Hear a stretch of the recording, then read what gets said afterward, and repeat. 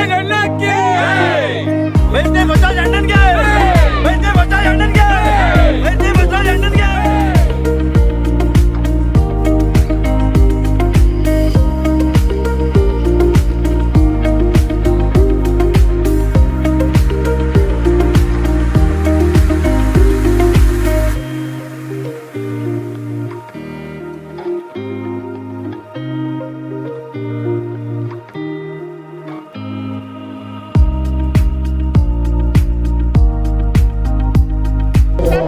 ವರ್ಷದಂತೆ ಪ್ರತಿ ವರ್ಷದಂತೆ ನಮ್ಮ ಮೇಡಹಳ್ಳಿ ಜಗ್ಗಣ್ಣವರು ಹೋದ ಸಲ ಕುರ್ಪಟ್ಲಿಯನ್ನು ಕೊಟ್ಟಿದ್ರು, ಬಂದೂರು ಕುರಿಯನ್ನು.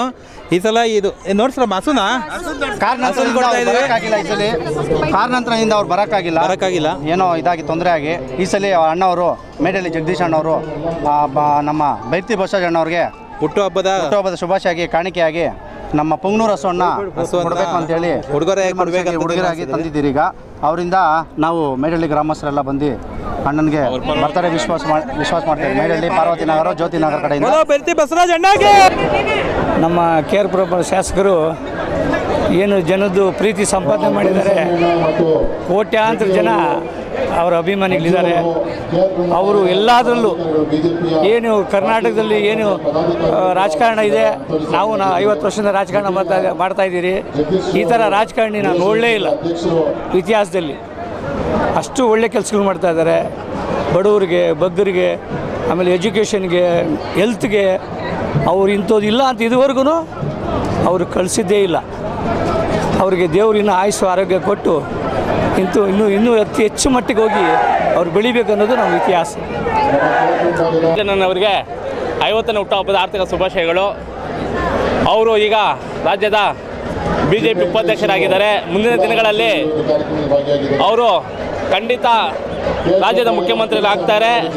ಅದು ನಾವು ಈ ರಾಜ್ಯ ಜನ ನೋಡ್ತಾರೆ. ಈ ರಾಜ್ಯ ಇವಾಗ ಏನು ಅಭಿವೃದ್ಧಿ ಆಗಿದೆ ಅದಕ್ಕಿಂತನೂ 2-3 ಪಟ್ಟು ಅಭಿವೃದ್ಧಿ ಆಗುತ್ತೆ ಅಂತ ಹೇಳ್ಬಿಟ್ಟು ಈ ಸಂದರ್ಭದಲ್ಲಿ ನಾನು ಹೇಳ್ತಾ ಇದ್ದೀನಿ. HL इस्लामपुर से मैं सैयद नबी बोलकर आया हूँ इधर. अन्ना का जो बेरती बसवराज अन्ना और बर्थडे था आज, जन्मदिन का मुबारकबाद देने के लिए हम लोग जो है इस्लामपुर से आए हुए थे. और जो है MLA से मिलना बहुत अच्छी बात है, क्योंकि ये जो MLA हैं बसवराज आज तक जाति बेवा नहीं किए हैं कि ये कौम का आदमी है वो कौम का, लेकिन सारों को लेकर चलते हैं ये लोग. जो भी काम है तो इमीडिएट करा के देते हैं हम लोग को काम.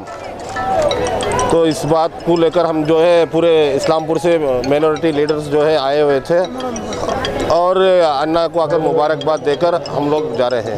ನಾವು ಇಸ್ಲಾಂಪುರ್ ವಾರ್ಡ್ ನಂಬರ್ 87 ಬಂದಿದ್ದೀವಿ. ಸೈಯದ್ ನಬಿ ಅವ್ರ ಗ್ರೂಪಿಂದ ನಮ್ಮ ಬೈರತಿ ಬಸವರಾಜ ಅಣ್ಣವ್ರದ್ದು 60ನೇ ಹುಟ್ಟುಹಬ್ಬದ ಶುಭಾಶಯಗಳು ಕೋರೈಕೆ ಬಂದಿದ್ದೀವಿ.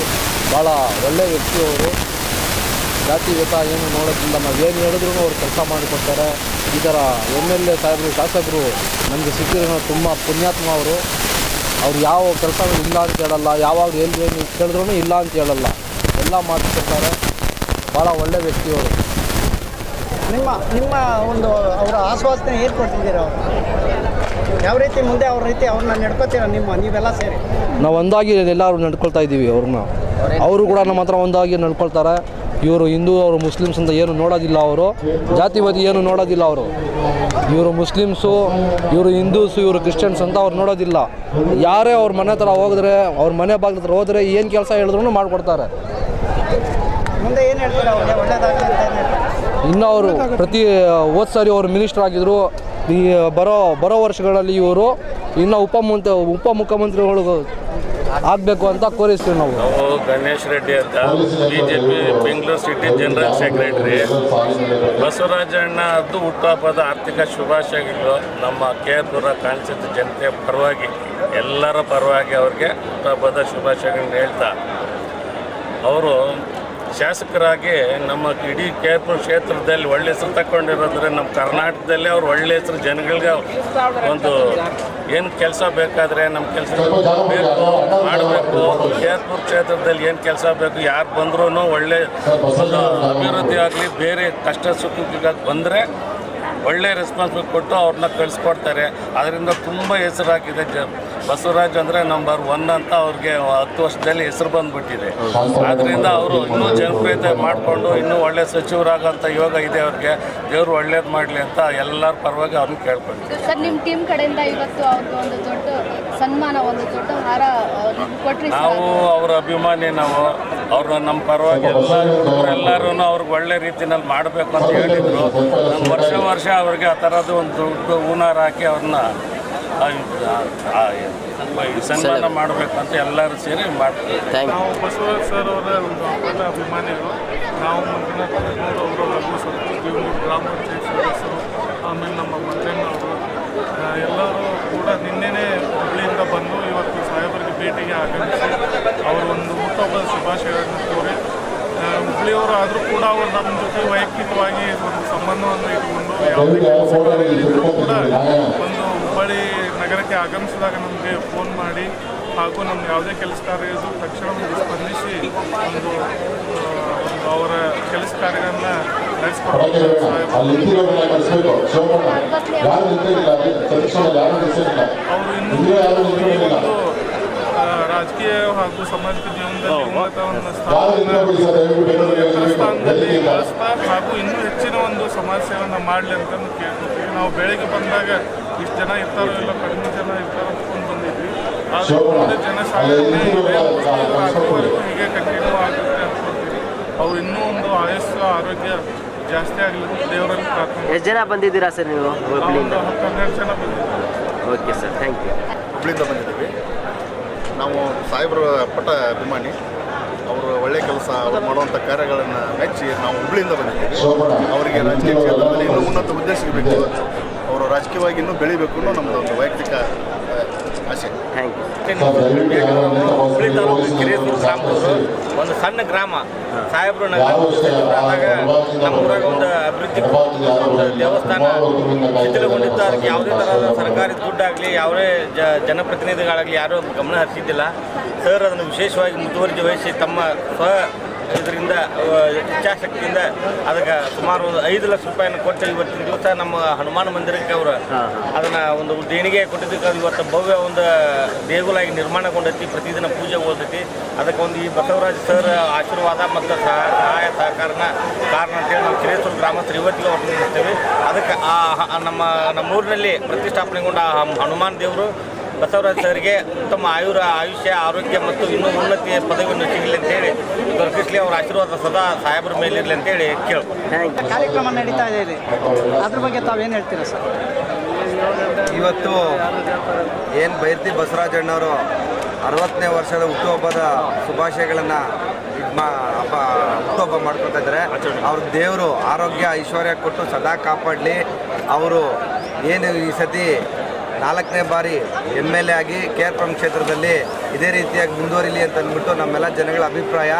ಇವತ್ತಿಂಥ ಕಾಂಗ್ರೆಸ್ ಅಲೆ ಇದ್ರೂ ಇವತ್ತು ನಮ್ಮ ಬೈರ್ತಿ ಬಸವರಾಜಣ್ಣವರು 25,000 ಮತಗಳ ಅಂತರದಿಂದ ಗೆದ್ದು ಬಂದವರು ಅಂತಂದರೆ ಇವತ್ತು ನಮ್ಮ ಕ್ಷೇತ್ರದ ಜನಗಳ ಅಭಿವೃದ್ಧಿ ಮತ್ತು ಅವರ ಕಷ್ಟ ಸುಖ ಆಗಿರ್ಬೋದು. ಇವತ್ತು ಅವ್ರ ಮನೆ ಬಾಗಿಲು ಯಾರೇ ಬಂದಿದ್ರು ಅವ್ರಿಗೆ ಇವತ್ತು ಏನು ಇಲ್ಲ ಅಂತೇಳಿ ಕಳಿಸಲ್ಲ. ಅವ್ರ ಕೈಯಲ್ಲಾದ ಮಾತ್ರ ಅವರು ಸಹಾಯ ಮಾಡಿ ಕಳಿಸ್ತಾರೆ. ಮತ್ತು ಇದೇ ರೀತಿಯಾಗಿ ಮುಂದಿನ ದಿನಗಳಲ್ಲಿ ನಮ್ಮ MP ಚುನಾವಣೆ ಬರ್ತಾ ಇದೆ.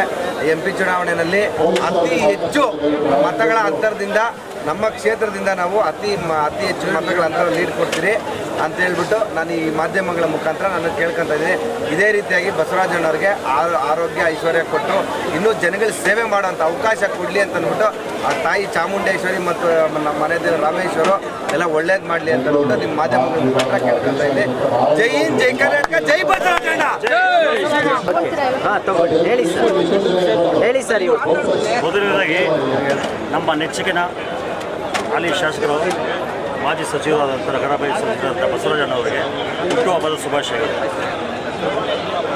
ಈ ಮಟ್ಟಕ್ಕೆ ಆ ಭಗವಂತ ಬಸವರಾಜಣ್ಣವ್ರಿಗೆ ಆಶೀರ್ವಾದ ಮಾಡಿದರೆ ಅವ್ರ ತಂದೆ ತಾಯಿ ಆಶೀರ್ವಾದ, ಭಗವಂತನ ಆಶೀರ್ವಾದ. ಯಾಕಂದರೆ ಒಂದು ಗ್ರಾಮ ಪಂಚಾಯತಿ ಸದಸ್ಯರಿಂದ ಹಿಡಿದು ಒಂದು ನಗರಾಭಿವೃದ್ಧಿ ಸಚಿವರಾಗಬೇಕಂದ್ರೆ ಅಷ್ಟು ಈಸಿಯಾದ ಮಾತಲ್ಲ. ಅದು ಒಂದು 4 ಸಾರಿ ಕಂಟಿನ್ಯೂಸ್ ಆಗಿ ನಮ್ಮ ಕ್ಷೇತ್ರದಲ್ಲಿ 14, 18, 19, 23ಗೆ ಚುನಾವಣೆಯಲ್ಲಿ ಜೈಬೇರಿ ಬಾರಿಸಿದ್ದಾರೆ. ಇದರಿಂದ ನಮ್ಮೆಲ್ಲರ ಕಾರ್ಯಕರ್ತರು ಮುಖಂಡರ ಪರವಾಗಿ ಅವರು ಮತ್ತೊಮ್ಮೆ ಮಗದೊಮ್ಮೆ ಹುಟ್ಟುಹಬ್ಬದ ಶುಭಾಶಯ. ಶಾಸಕರಾದ ಮತ್ತು ರಾಜ್ಯದ ಬಿಜೆಪಿ ಉಪಾಧ್ಯಕ್ಷ ಬಸವರಾಜರವರ ಹುಟ್ಟಿದಬ್ಬ ಪ್ರತಿ ವರ್ಷದ ಈ ವರ್ಷ ಕೂಡ ವಿಜೃಂಭಣೆಯಿಂದ ಮಾಡ್ಕೊಳ್ತಾರೆ. ಅವರು ಎಲ್ಲ ಬಡವರ ಒಂದು ಏನೇ ಸಮಸ್ಯೆ